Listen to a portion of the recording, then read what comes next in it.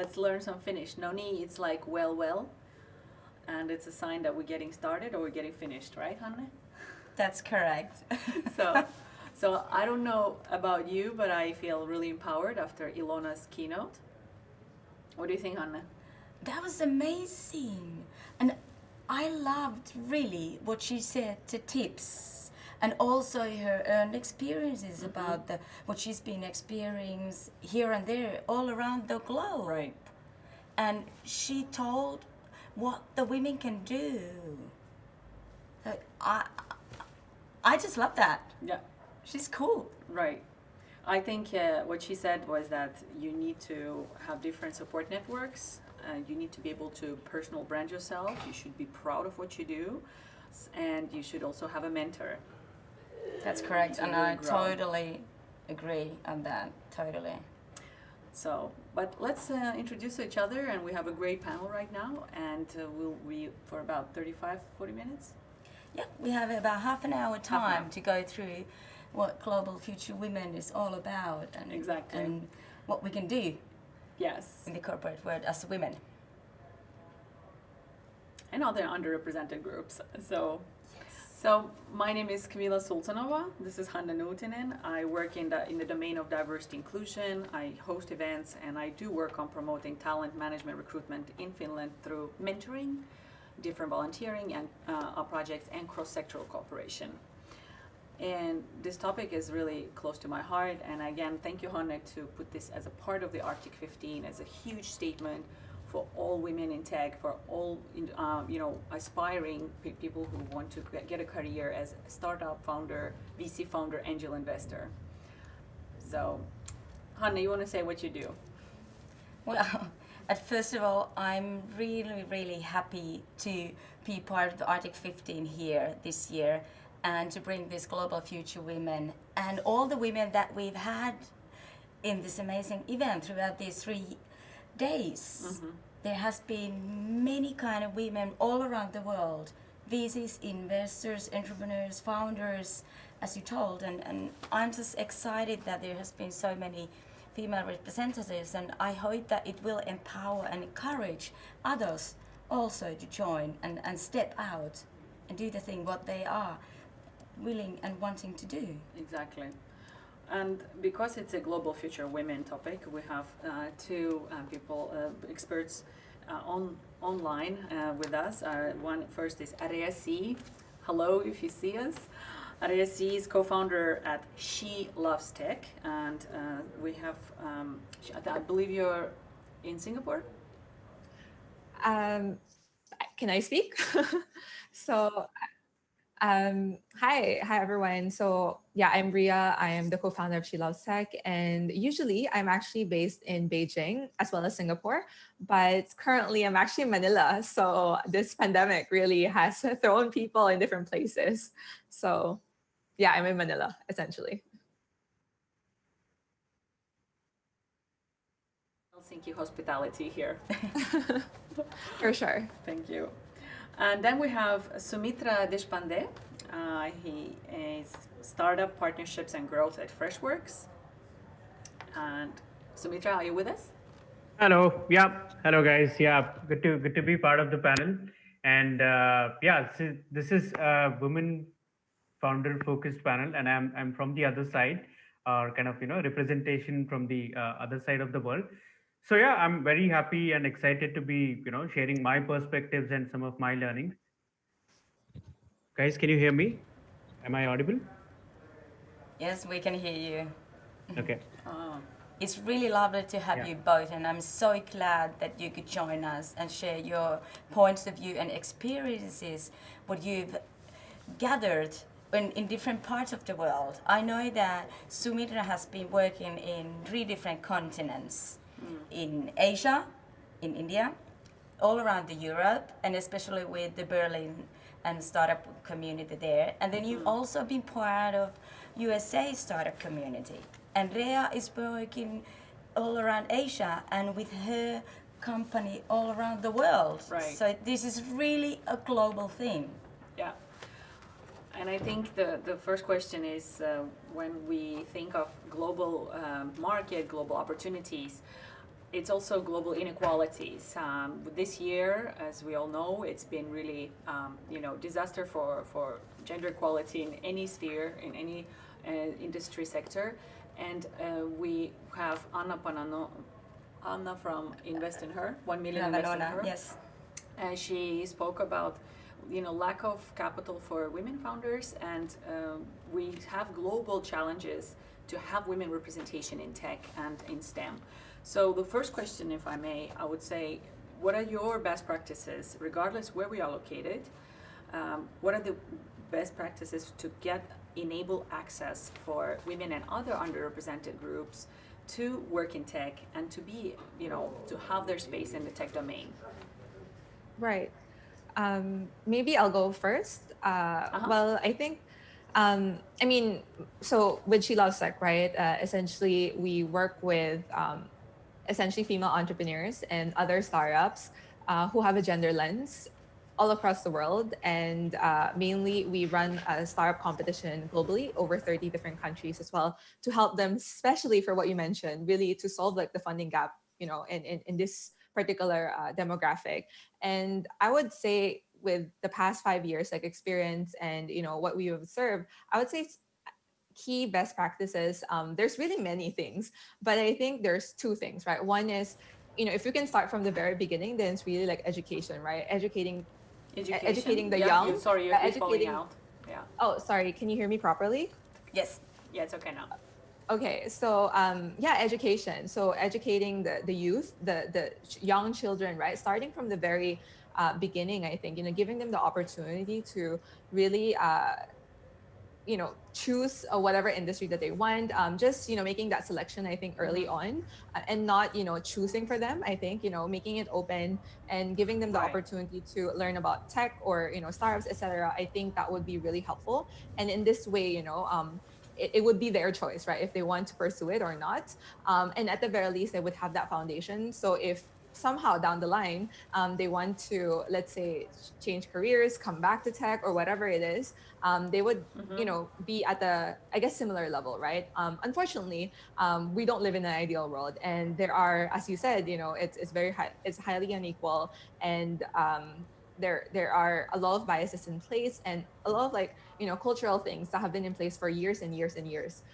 So that being said, now, a lot of organizations, whether it's our own or other organizations, who are starting to focus on this and increasingly focus on this topic, right?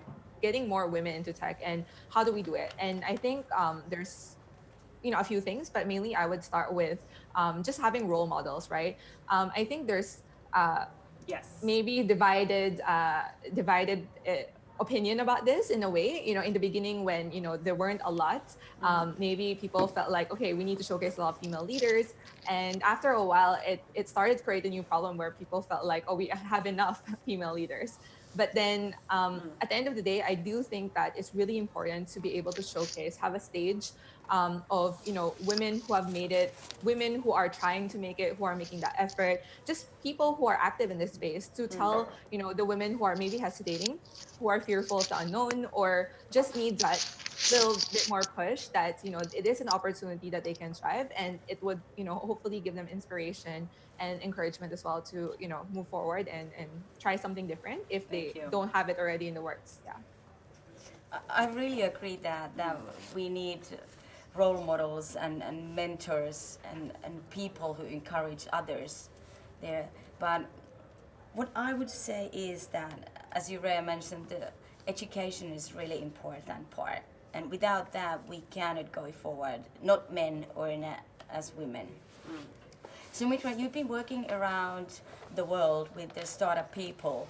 What are your ideas and experiences in the startup communities around the world with the females?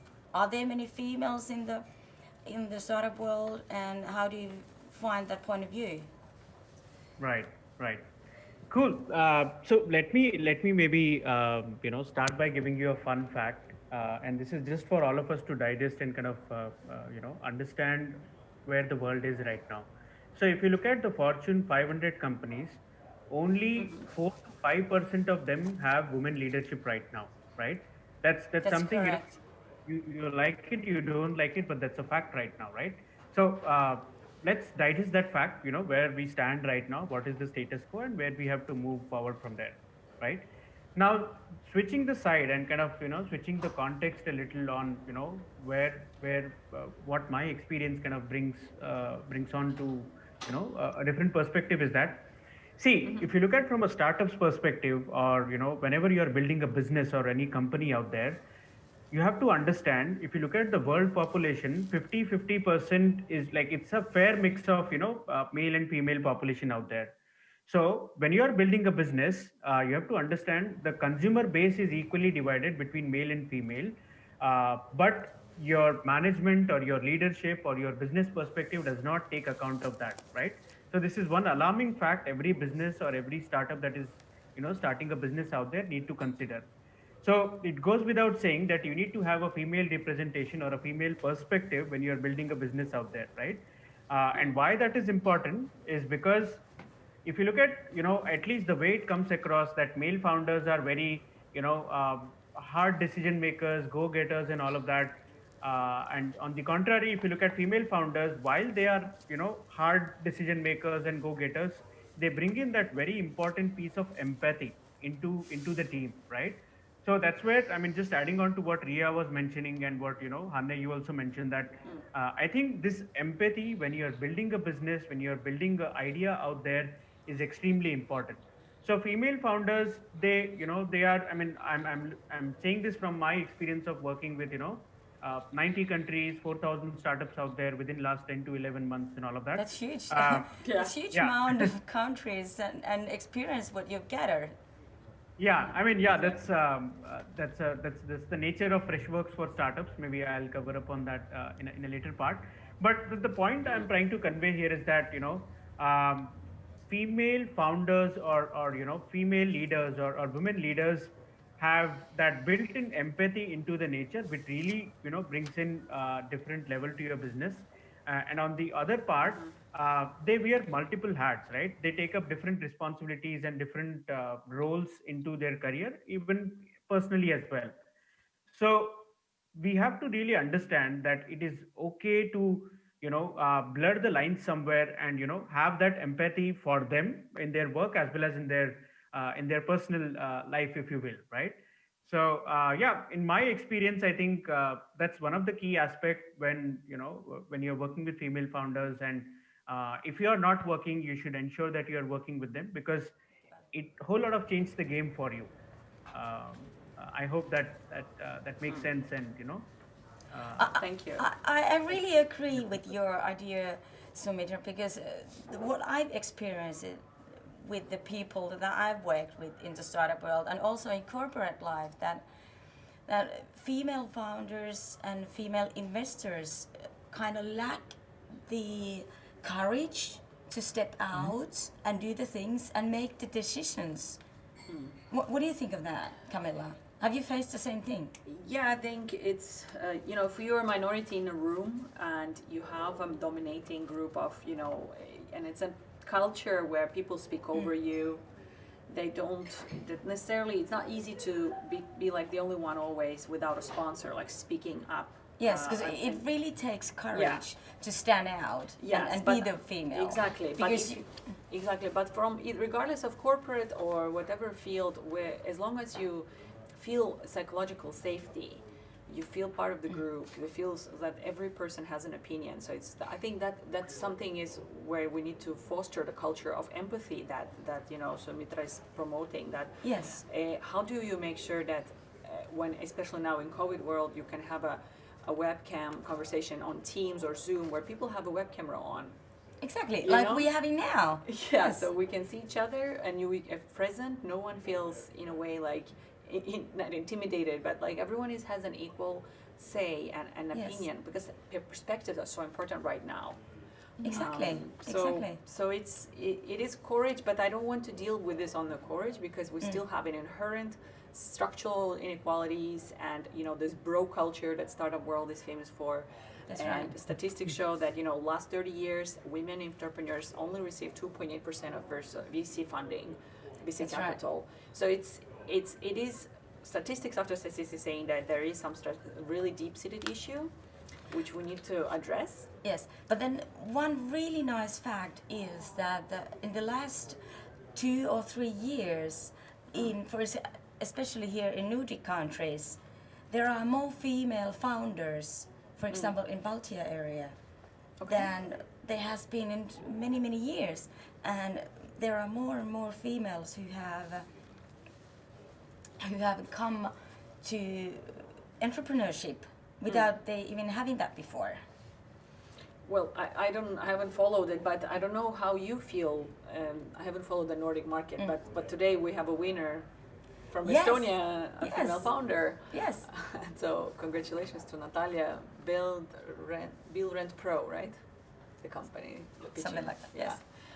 But maybe we can hear what are your developments last 2-3 years in your regions. In terms of female founders, is it? Yes. Well, with She Loves Tech, because we do operate, in different regions as a whole.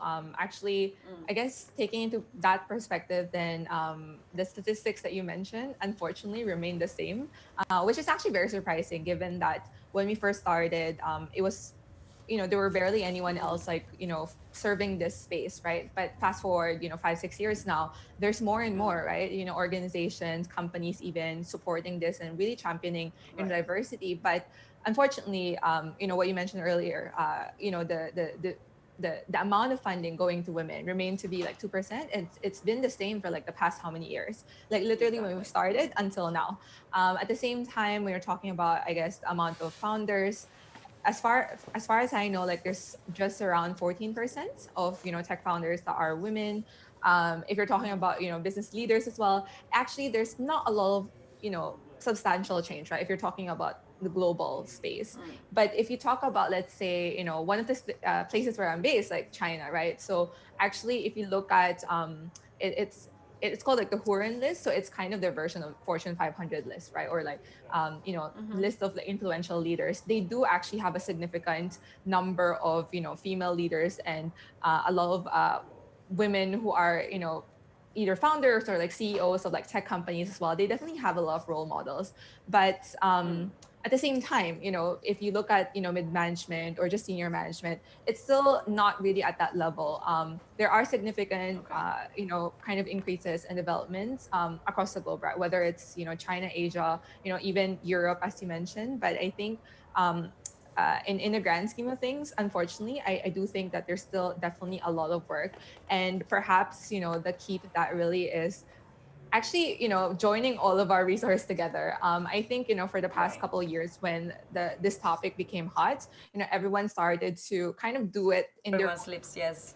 Yes, and everyone's, supporting it, right? Everyone's trying to champion it, but I think everyone's trying to do it like alone. And so maybe the impact isn't as great. And also because of that, right? People have started to feel, and people have started to think that there's no problem anymore simply because it's everywhere, right? It's a tagline, right? Women in tech, but and so people who care kind of felt like, okay, significant, like we're doing better now. People who don't care just continue to not care, right? Or feel maybe annoyed by the focus. So I really think that I would say one big change, though, if I would have to say, especially very apparent this year, is we've gone through, I would say, 2,000 to 3,000 startups that joined like our program from all around the world, and majority of these are female founders. And some of these are startups that focus on female consumers and users. And one of the big things that we found out this year was that not only are our startups surviving the pandemic, a lot of them are actually thriving during this time, which is obviously very surprising for a lot of people, because a lot of startups have encountered either like a flat pace during this time, or have been troubled because they aren't able to operate normally and get customers normally as well. And what does that mean, right? What does that tell us? It tells us not just the statistics we already know. It just tells us about the quality of the businesses that are being created by this space, right? A lot of the industries that perhaps weren't in the focus previously, right? Because, you know, as the startup community, as the technology, you know, hubs, we tend to focus on, you know, the bright new thing, right? Like the trendy, like deep tech, like a lot of these, you could say like cutting edge technologies perhaps, or just that new thing, which unfortunately, like, you know, I guess, you know, everyone's just like talking about all things, right? And now that we during this pandemic, we've started to realize that, you know, it's actually our core needs that is important, and this is where the female founders kind of excel in. Yeah. What would you say, Soumitra, or would you give some other tips based on your experience and what you've seen and heard? Sure. If you would describe like 3 different words. Sure. So, look, I think let me start by saying this. You know, first step is acknowledgement that there is a problem. The next step is, you know, identifying ways to solve for it, and the last step is, you know, actually overcoming that problem, right? So, and the best way to solve about this particular, you know, I won't say it a problem or a challenge. It's a status quo, right? We have to change from level A to level B or level C, right? Obviously, things get better from where you are. Yeah. So I think for me, if I look at it, the change. There's a very nice saying, you know, the change begins from yourself, right? The change begins at your home.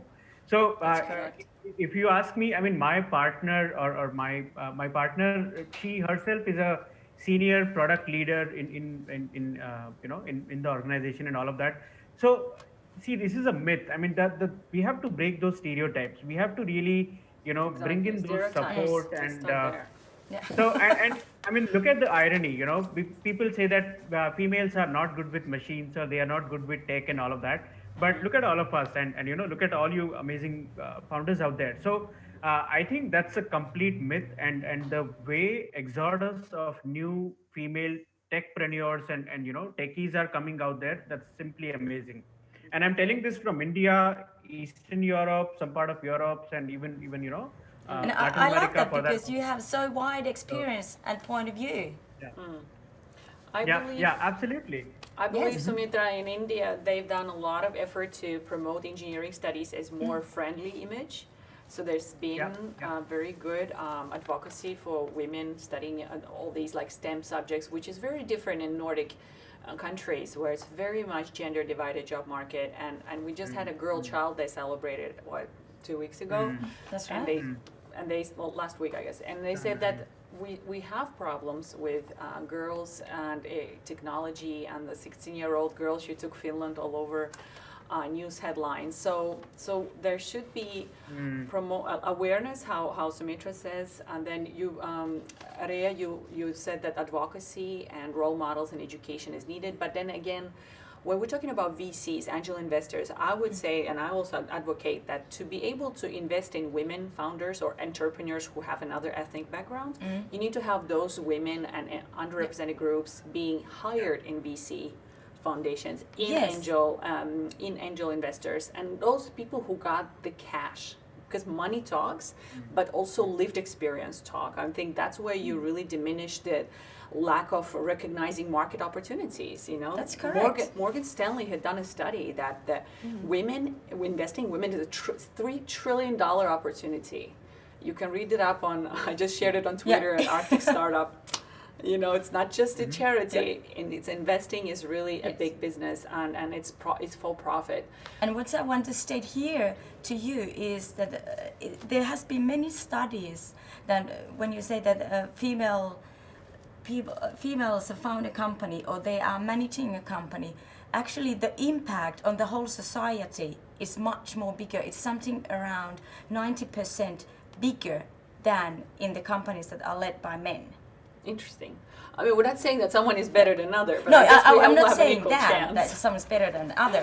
But it's just the how females act and how men act and how they share things and what kind of efforts they do. Exactly. For themselves and for the others. Yes, I mean, we have different ways to make sure that gender mainstream different sectors, and we really need growth right now with our COVID impacted economy. So I think I'm really amazed by this whole energy and the startup community really affecting even volunteering field, you know, that entrepreneur driven. And when we have so many storytelling events, I've been a speaker coach for women in tech last year, and we had amazing women just sharing their 6-minute pitches why I love tech. So earmark funding for these kind of programs because they really foster talents. 2, earmark mentoring programs that foster talents too. And 3, again, figure out your own commitment as an employer, again, as an angel investor, VC. Who are you trying to look at? Is it the usual culture fit personnel, or is it someone who can add to your company, to your startup, and bring diversity and inclusion to make diversity productive for your company, for your growth?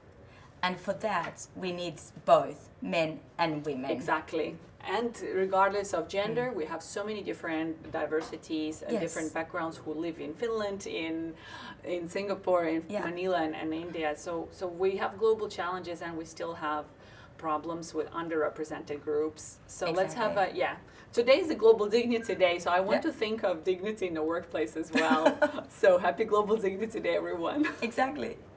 I want to thank you, Soumitra and Rhea, for being part of the panel. Thank you, Kamilla, also for being with us and co-hosting this whole panel with me. It's a pleasure. I just wish that with all these experiences that we've shared here is something that you can take home with. Yes. and just contribute to the companies and the work where you are.